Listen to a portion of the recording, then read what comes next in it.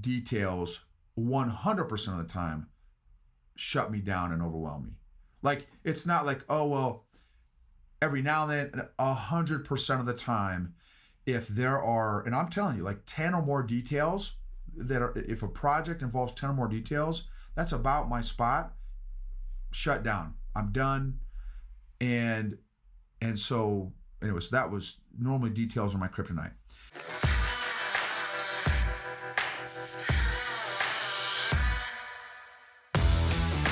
Welcome to the EQ for Entrepreneurs podcast. Like most business owners, you already know you need good business and marketing strategies to scale and be profitable. But at some point, you've hit the dreaded wall where you feel stuck and frustrated. EQ for Entrepreneurs is for business owners and leaders who are honest enough to admit that they just might be the ones holding their business back and are brave enough to change that. We're Noble and Kathy, and every week we're having candid conversations about all things emotional intelligence and how growing that has allowed us to get out of our own way and is radically transforming both our businesses and our personal lives. This is the secret sauce strategy for modern entrepreneurs who are tired of hustling without seeing results and want to grow a business and a life that they love.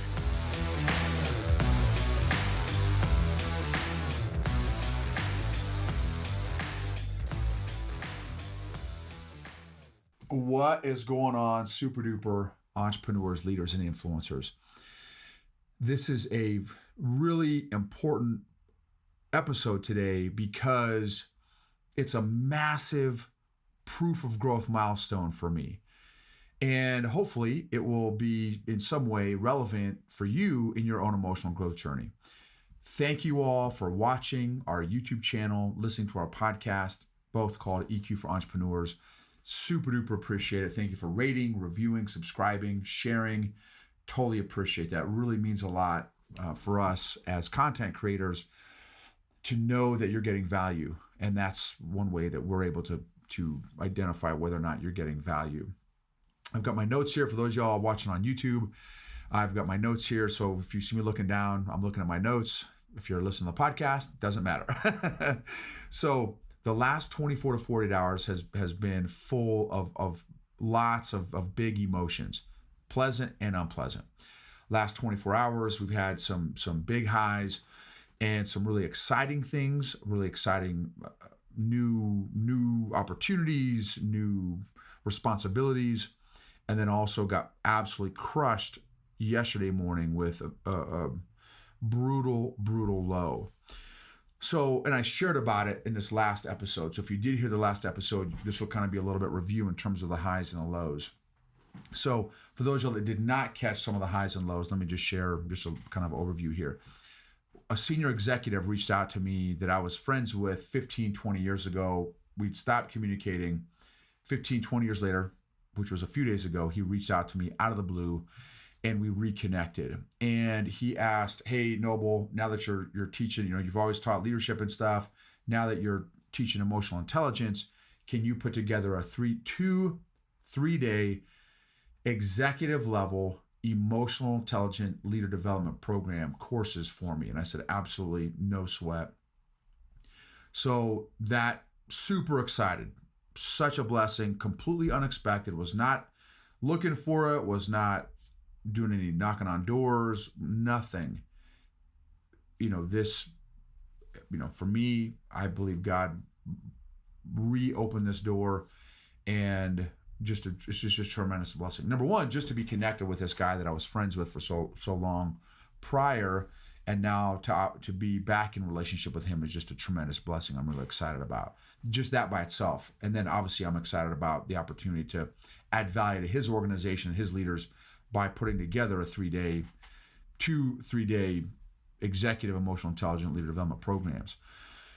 Then another big high that I had yesterday was I also paid for this program where I pitch 84 different national and regional media representatives, from TV to radio to podcasters to big giant magazines and print media,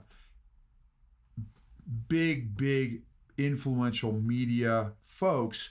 And I get 2 minutes with 84 different people to pitch them on my services and how emotional intelligence and emotional health can impact and bless and add value to their respective audiences. And, some it's a fit for their audiences, some it's not a fit for their audiences, but that's another big one. Yesterday was my first session pitching 13 different media representatives, again, national and regional. And 70% of them, 9 out of 13, said they wanted more information and they wanted to connect further and they wanted to get me on their shows or podcasts or article or whatever. And which is super excited. Man, who knows where that's going to go? That's another, man, okay, God, where are you taking me? Where are you leading me? What's going on here? And so that was super exciting. And then I've got another one tonight. In fact, as soon as I'm done shooting this episode, I go right into the next batch of 11 to 13 different national and regional media folks. Now, I also, after each of these sessions, these media sessions, I have to follow up with the ones that are interested in, that said, hey, I want you to follow up with me. So I have to follow up with, last night, I had to follow up with 9 different media folks because 9 folks said, hey, I want more information. I want you on a show. Well, that by itself would have normally shut me down. Doing 9, I know for some of you all, they're very detail-oriented melancholies and cholerics maybe, that, hey, that's like, dude, I can do 9 emails in my sleep without even thinking about it and take me 2.5 minutes. For me, little details like that absolutely shut me down. Details have been my kryptonite for as long as I can remember. The more details and the faster I get the details, the sooner I shut down and completely get overwhelmed. So, and because it's 9 different people, I have to customize each email. It's not like just a copy and paste with 9 different people. They all wanted specific information. They wanted bullet points on what show topics I could talk about emotional intelligence with their audience and how it fits with their audience. And so it was not as simple as just cutting and pasting 9 separate emails. Each one was nuanced that I had to send. And the very next day, I followed up with every single one of them. So, and there's a little more to it, but I followed up all of them. And Kathy had just walked in the room. My wife just walked in the room and was like, dude, what were you doing on the computer? I'm like, I just knocked out all those follow-ups that I told you I was going to do. She's like, are you joking me? She's like, you seriously, like, she was shocked. She couldn't believe it. Because that, and again, I know you guys can be like, dude, you are a bonehead and I cannot believe that this took you so long.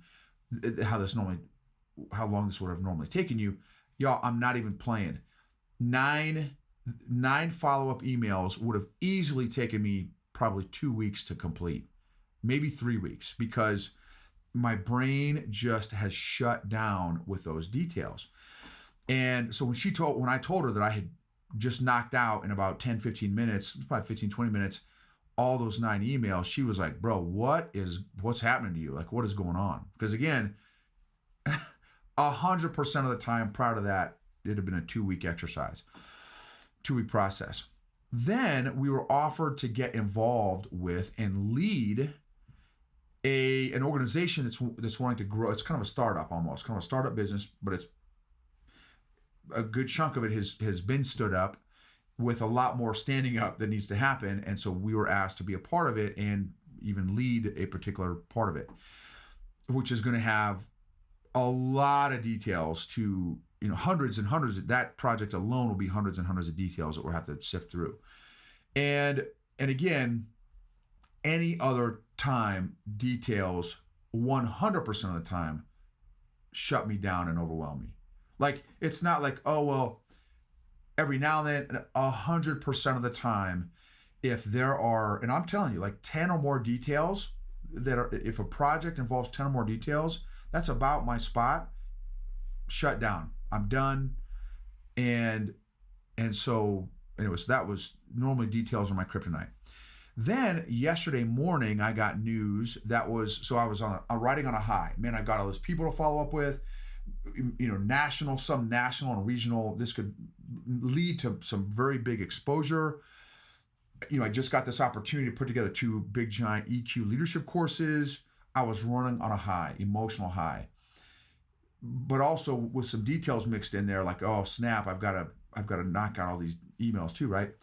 Then yesterday morning, I get this phone call that was one of the worst news you could ever get. One of my dear friends, 26-year-old daughters, died tragically. She was the mother of a 2-year-old, and it was very, very, very not.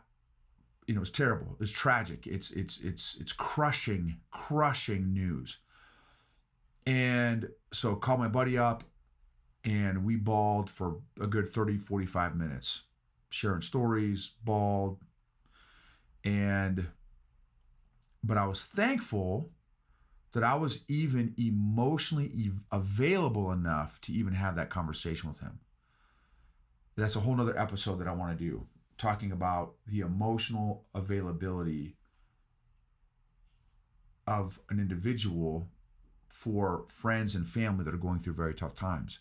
Not everyone's even emotionally available enough, has even enough emotional bandwidth to even get their emotional hands dirty and jump into very tough, difficult, challenging situations. But that's a whole other conversation, a whole other episode. I was thankful that I was emotionally available to go there with my friend and just bawl with him on the phone, because these next few months, few years are going to be brutal for him, and something like that. You never forget, right? You never forget your daughter. My sister, I had an older sister. Some of y'all that have been following my podcast for a long time, I have an older sister who was killed when she was a little baby, and I still miss her now. I never met her, but it's still it hurts. And then my father died 11 years ago, and I think about him almost daily. And so a loss like that, especially a parent with a child, is I have heard, read, that is the greatest pain, or one of the top greatest pains you could ever experience in your lifetime. And so anyway, so I was on a super low. And so, the last 24, 48 hours has been incredibly emotionally exhausting. And here's the other thing too, with highs and lows. Emotional exhaustion also impacts us physically. I was physically exhausted. Feeling these intense emotions, positive and pleasant and unpleasant, it's physically exhausting. And so the growth thing, so here's what I did. Here's the growth, the proof of growth. So one was just me being able to be available for my friend to just cry with him for 30, 45 minutes was one proof of growth. And normally what would have happened, my default has been for 99% of my life, has been getting hit with all these positive emotions, all these very intense, unpleasant emotions, tragic emotions, intense emotions. I would have absolutely shut down. Y'all, this is like one of the first times I have not shut down when I get overwhelmed, I completely shut down emotionally. I completely go into my emotional cave, and I don't come out for a few days. And the more intense and the more set of emotions, the longer. It could be 4 days or 5 days. I'm not emotionally available for my wife, not emotionally available for my daughter, not emotionally available for my coaching clients, not emotionally available for anybody, because I just would stew and brood, which neither are healthy or productive, to just stew and brood. I wasn't doing anything with those emotions. I just was marinating and stewing again and brooding. And so again, that has not been a healthy or productive habit pattern and behavior pattern for me at all in coping or being emotionally healthy. This time, what I did was I busted out a new note on I've got an iPhone and a Mac, and so I had a new note on my laptop, and I started a new heading for each one of those big sections: the leadership course, that I'm going to be building and planning and creating for this specific company. What are all my emotions I'm feeling about that? Then I had a new note for this new organization that I'm going to be helping, and getting involved with and helping lead and stuff. A new note for that one. And then a new note for my buddy and, his daughter that just passed. So 3 separate notes, and then I just did a thought vomit, emotion vomit. I just, in each one of those notes, I'd start with one, get as many emotions and thoughts and feelings down as possible in one. I'd move to the next one, as many thoughts and emotions and feelings down to the next one. Then the third one, as many thoughts and emotions and feelings down to the third one. And then I went back to the first note, and I went through and allowed myself to feel each of those emotions. For the leadership course, excited, anxious, nervous, anticipating, joyful, blessed, grateful. So it was a bunch of pleasant emotions with some, a little bit of nervous, a little bit of anxious tied in there. Second one, same deal with the, leadership responsibility stuff, with all the hundreds and hundreds of tasks that I'm going to have to come up with. Boom, allow myself to feel all those emotions. Excited, anxious, nervous, joyful, proud, fulfilled, accomplished, all these different emotions. Then on the third one, angry, confused, depressed, upset, frustrated, destroyed, distraught, disheartened, disillusioned, confused, all these unpleasant emotions, big, intense, unpleasant emotions, and went through and allowed myself to feel each one of those for just 30, 60 seconds. That's it. Once I was done with that exercise, I was physically exhausted, emotionally exhausted, but I felt emotionally unburdened. I didn't have these big emotional weights, pleasant and unpleasant, holding me down and dragging me into my emotional cave that I have always gone to 99% of my life. I felt emotionally freer. I felt I did not feel that heavy burden of the responsibilities and these heavy emotions, again, pleasant, unpleasant. And I was just so thankful for the healing and growth that I have done the last 4 years, with the intentionality that I've had the last 4 years, so that I could be even in a place to do that. And then after that is when about maybe an hour later, I knocked out those 9 emails, those 9 follow-up emails with those media folks. I also wrote down all the questions and that kind of thing, a transition plan for me to transition into this kind of leadership responsibility with this other organization. And which, again, lots of details that would have normally crushed and destroyed me. And I handled all these things and tackled these tasks in a very productive, healthy, emotionally healthy way. I didn't go in a cave. I didn't avoid and stuff my emotions. I allowed myself to feel. I allowed myself to process. I allowed myself to identify and name all those emotions that were flying around in my brain and my heart and my body. As soon as I name them, as soon as you name and identify those different emotions and thoughts that are flying around, it allows them to be labeled and filed by your brain and organized by your brain. Our brain is the most powerful organizational filing machine in the world. When stuff just is allowed to float and bounce around, that's not, the brain doesn't dig that. It's not, the brain is a filing machine. It's a filing mechanism. And so if it can't file something, just the fact that it can't file something causes stress and anxiety, low level or high level, depending on the emotion or feeling that's bouncing around.